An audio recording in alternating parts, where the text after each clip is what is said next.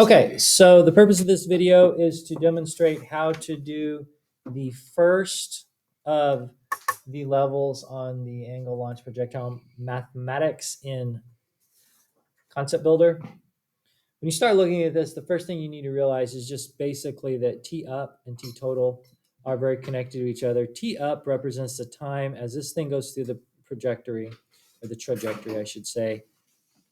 T up is just 1/2 of T total. So I would just go ahead and make a little note there that T up equals 1/2 of T total. So, if you were starting to fill this, an example of that would be, this would of course be 4, and this would be 3. Now, I'm going to work for this video, I'm going to work C here because that one represents probably the more difficult ones, and then there's some you can do on your own. It is important to realize that to do this, you always have to figure out time, and you can figure out either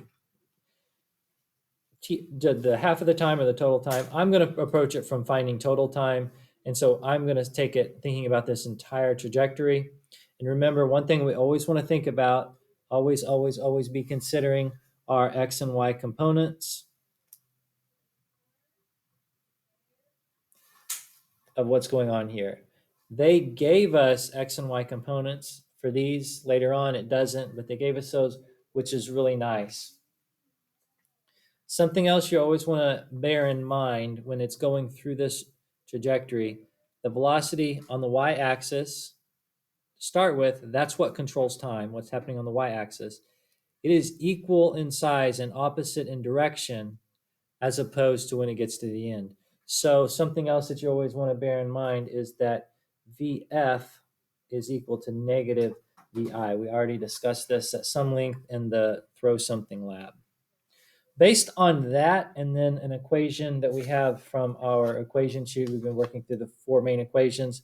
And as we already have looked at, this equation right here, VF equals velocity initial. And again, this is a little confusing, but O and I are used interchangeably. I'm going to follow the convention. Since this says VO, I'm going to follow the convention there. Plus acceleration times time. And right away, I'm going to sub in for VF. I'm going to sub in negative. I'm just going to change that. This should be, we could say O here. That'll make that make a little bit more sense. So I'm going to go ahead and sub that in. I'm going to say negative VO equals VO plus acceleration times time. And here we can sub in the number that we're giving. Again, we need to realize this is on the y-axis. So we look over here to the y. We have a number. It's 14.9. So we can say negative 14.9 equals 14.9 plus, here we can do negative 9.8. Remember, acceleration due to gravity. This is all acceleration in this on these projectile motion problems is always negative 9.8 because it's just being subjected to gravity times time. And so here we have a bunch of numbers. I'm going to pause this for a second. So I'm just kind of speeding things up here. And then our final step would be to take 29.8 divided by 9.8, negative 9.8. And you're going to find we should get I'm off the screen. Sorry. I'm back. You should find a 3.041 equals time, and that would be in seconds, but we would put that up here in our total time. And that would be how we would find time. This, of course, is half that, 1.52. It's going to round to 0. You actually could just go to 3 significant figures there. Now, the next thing we need to do here is to find distance on the x. That is should be fairly simple. Oopsie.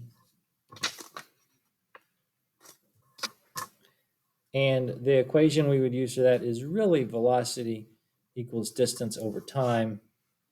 We want to think about it specific to the x-axis.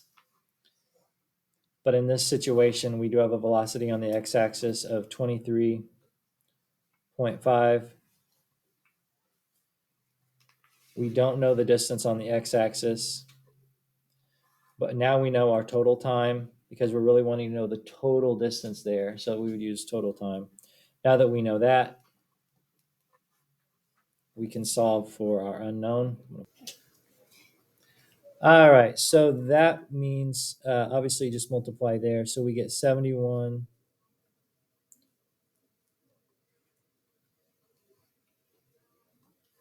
is equal to the distance on the x, so 71.44. The final thing that we need to do is distance to the peak. That's this distance right here.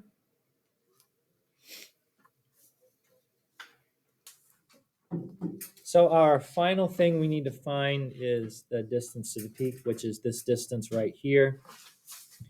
And the main thing we're going to need to know here is we'll get an equation, but we need to realize that the time it's going to take for it to get up to the peak is this time up, which is of course half of the total time. So we're going to be thinking about this time up right here. So if we look at our equations,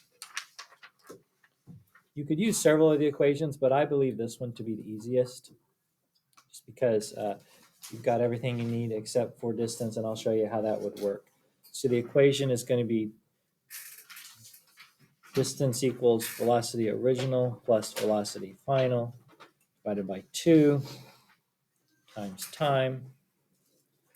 The velocity original, now this is where that needs to be on the x-axis. If you wanted to add x to that, you could. It's not really necessary, but you need to realize that is on the x-axis. So the velocity on the x-axis is right here, is 23.5.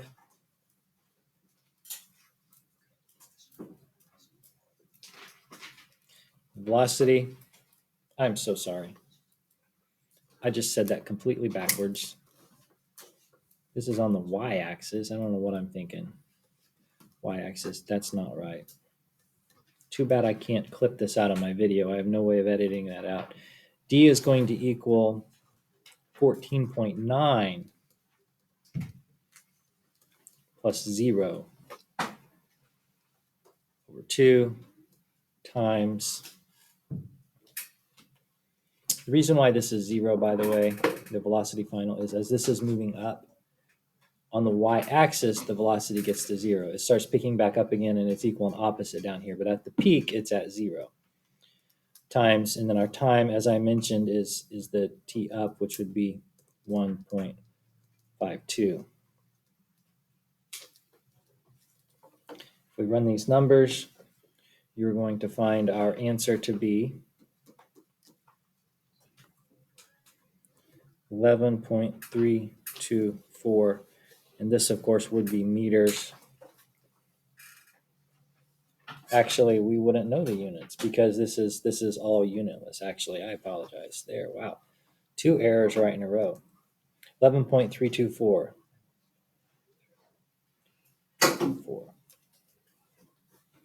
And that would be how you would work one of these out. Thank you, like, and subscribe.